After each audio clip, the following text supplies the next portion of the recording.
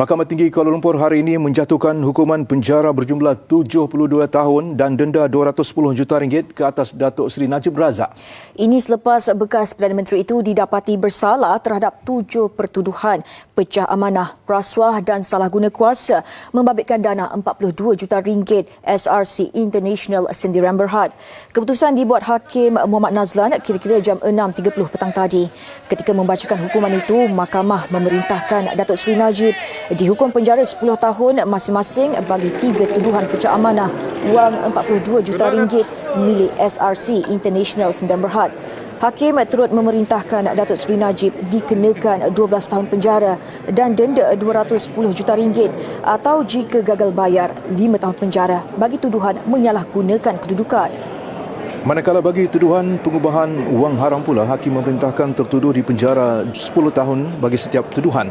Walaupun hukuman penjara itu berjumlah 72 tahun, beliau bagaimanapun memerintahkan semua hukuman penjara berjalan serentak. Ini bermakna bekas Perdana Menteri itu akan menjalani hukuman penjara selama 12 tahun.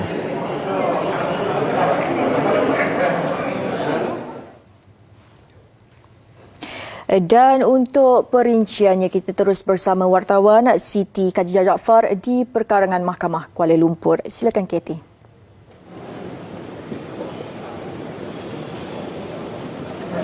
Ya, hari ini sememangnya merupakan hari yang agak panjang bagi kami petugas media yang membuat liputan berkenaan dengan perbicaraan keputusan untuk kes ini yang telah pun bermula seawal jam 10 pagi tadi, yang mana Hakim Mahkamah Tinggi Muhammad Nazlan Muhammad Ghazali telah pun memutuskan bahawa tertuduh Datuk Seri Najib Razak ini bersalah ke atas kesemua tujuh pertuduhan yang dihadapi oleh beliau yang membabitkan kesalahan rasuah, salah guna kuasa dan juga pengubahan wang haram dana milik SRC International Sdn Bhd yang berjumlah RM42 juta.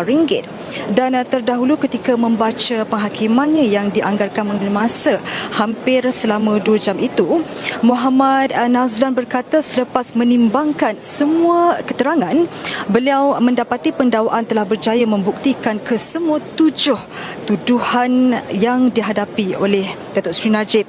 Dan bagi tuduhan pecah amanah, Muhammad Nazlan berkata pasukan pembelaan gagal menimbulkan keraguan munasabah terhadap kes pendakwa raya berkenaan wang milik SRC berjumlah RM4 bilion yang diamanahkan kepada beliau dalam kapasitinya sebagai Perdana Menteri dan juga Menteri Kewangan ketika itu. Bagi tuduhan salah guna kuasa pula, Nazlan berkata pasukan pembelaan gagal untuk menimbulkan keraguan munasabah terhadap kes pendakwa raya berkenaan dengan jaminan kerajaan bagi pinjaman berjumlah RM4 bilion daripada kumpulan wang persaraan diperbadankan kepada SRC.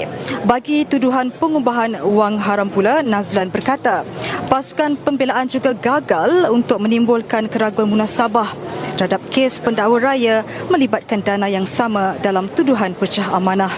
Dan susulan dengan keputusan itu, Peguam Bela tertuduh Tan Sri Syafiee Abdullah memohon untuk penangguhan untuk prosiding rayuan sebelum hukuman dijatuhkan kepada Isnin.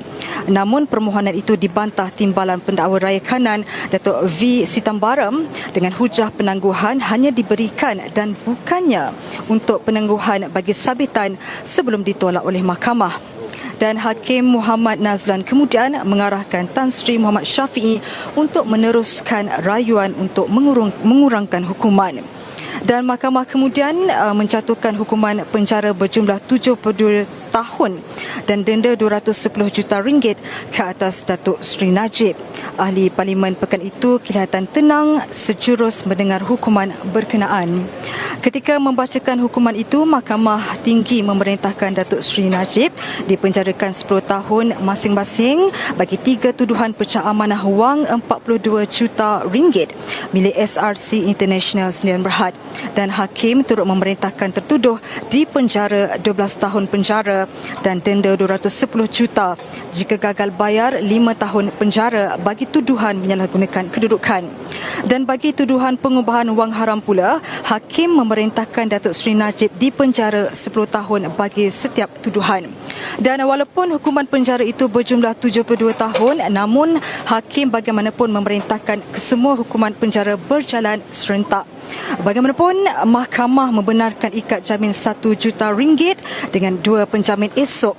Selain diperintahkan untuk melaporkan diri di Balai Polis berdekatan dengan kediaman beliau pada hari pertama dan juga hari ke-15 setiap bulan. Dan untuk pengetahuan anda, terdahulu Datuk Seri Najib ketika memohon mahkamah meringankan hukumannya sempat melakukan sumpah laknat yang mana beliau mengaku tidak merancang atau ditawarkan RM42 juta itu. Beliau juga bersaksi kepada Allah, beliau tiada pengetahuan mengenai jumlah wang berkenaan. Dan Datuk Seri Najib yang membuat kenyataan dari kandang tertuduh juga berkata, sepanjang perkhidmatan sebagai Perdana Menteri selama 9 tahun, negara mengalami pertumbuhan ekonomi yang pesat.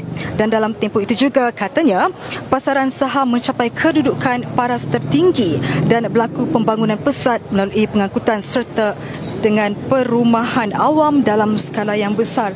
Dan ketika ini suasana di sekitar mahkamah kalau dapat dikongsikan jam 8:06 malam ini, di belakang saya ni di lobi mahkamah ni sidang media yang difahamkan sidang media oleh Datuk Seri Najib sedang berjalan. Kalau dapat juru kamera saya zoom sedikit, difahamkan Datuk Seri Najib sedang melakukan sidang media beliau bersama-sama dengan pasukan pembelaan yang diketuai oleh Tan Sri Syafiee Abdullah, yang mana kalau pagi tadi ramai penyokong-penyokong Datuk Seri Najib berkumpul di sini, namun jumlah itu berkurangan pada tengah hari. Namun malam ni tadi kita di sini ada terdengar juga sorakan-sorakan daripada penyokong yang difahamkan mula hadir berkumpul di sini sebaik sahaja mahkamah tadi selesai bersidang.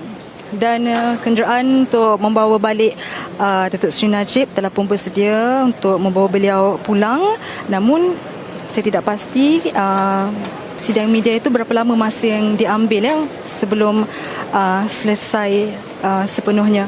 Dan keadaan di sini terkawal, tiada apa-apa yang berlaku, semuanya baik-baik saja. Dan itu saja dulu perkongsian yang dapat saya bawakan untuk anda. Ini saja dulu laporan saya, Siti Khadijah Jaafar beserta dengan rakan setugas saya Hamdi Fahmi Muhammad Zaki langsung dari Mahkamah Jalan Duta. Kembali kepada rakan setugas di studio. Sama hormat.